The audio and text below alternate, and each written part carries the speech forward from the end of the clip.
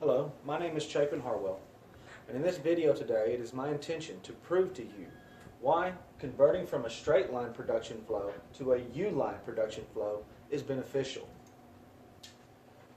The straight production line is, as the name says, is each process to produce one unit of product is in a straight line. The same goes for the U-shaped production line. The production line is now changed from a straight line to a U-shaped line. The straight production line, it's easier to manage with large components. For instance, if you're at the Ford manufacturing plant, you'll notice that whenever they're building the chassis roll in a straight line production flow. It's easier to manage small workforce if you've only got 5 or 6 processes, one worker in each process. Then it's easier to stand back and look at the heartbeat of that line with a straight line flow. The cons of it is that the workers get disconnected from each other as far as communication goes. If they find a defect in the line that would happen a few processes or several processes before them, it takes a lot more time for them to go back to that worker and let them know that they had messed up, or that find out some other way we can correct the problem. Also, a straight line flow can create a larger footprint than necessary.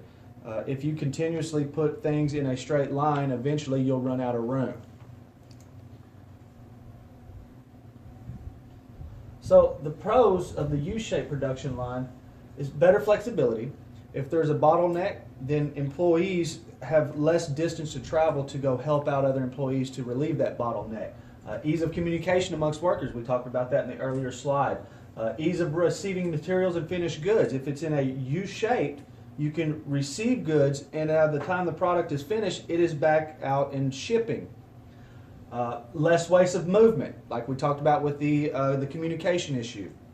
One of the cons, the big cons, is that the cost. You're going to have to, if you're set up in a straight line flow now, and you make the decision to move to a U-shaped flow line, that the cost is going to vary depending on what equipment needs to be moved. What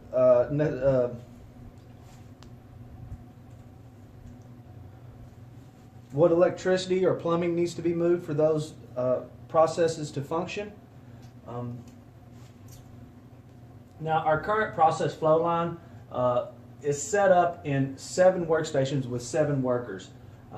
Immediately what jumps out at me is the takt times here and how unbalanced the line is. The workload is so unbalanced that you're creating a bottleneck here. You'll create one all the way through the process with the way this line is balanced on both product A and B. If you notice, our takt time for product A is 2.75 hours and our takt time for B is 1.5 hours.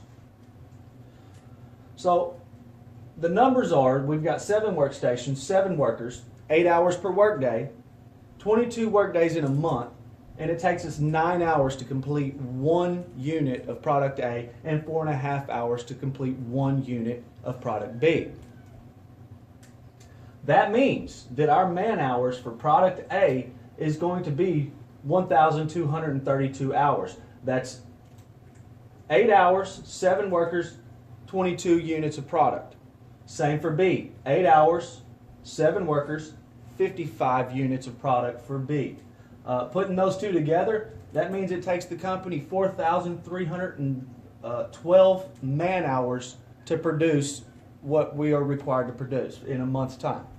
Now, the product hours, that's a little bit different than man hours. Product hours is exactly how many hours does it take for us to produce, for instance, the 22 units of product A. So we already know that it takes 9 hours to get the first unit off. And if the pipeline stays full, that means we will pull another one off every 2.75 hours.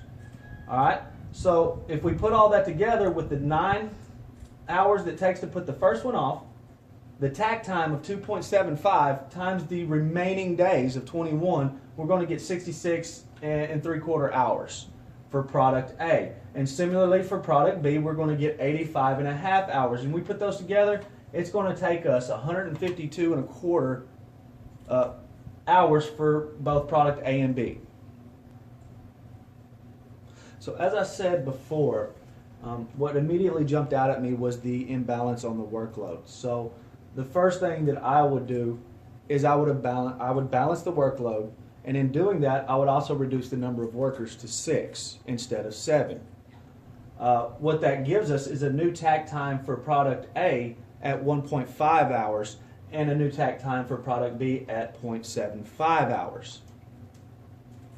This new process will look similarly to this as far as in the U shape.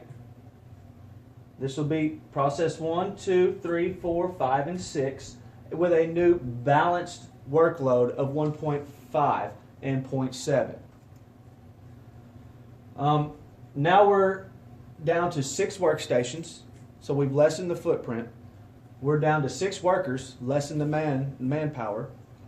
We're still at 8 hours per workday, 22 work days in a month, but we still need 9 hours to produce that first product A and 4.5 to produce that product B. So with our new adjusted flow line in a U shape, we now have 8 hours a day, 6 workers, 22 products. Same for B, 8 hours, 6 workers, 55 units of product, which gives us a total of 3,696 man hours. Same for the product hours. That has brought us down to 85.5 hours. What's this mean? The payoff. If we was to remember that the way we're doing it now, we're having to use 4,312 man hours versus the way I propose to do it, we would be only using 3,696 man hours. That's a reduction of 14%.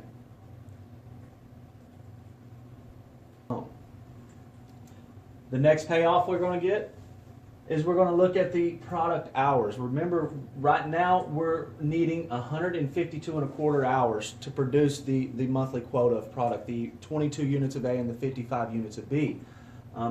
With my proposed plan and new layout, we would only need 85.5 hours. Now here's the big one. That's a 43% reduction. That means that we've increased our capacity dramatically. In conclusion, the U-shaped cell is going to be better flexing for bottlenecks. It's also going to mean easier communication between workers for defects, as well as a smaller footprint. Now, it's going to cost us to change. That's just something we're going to have to live with.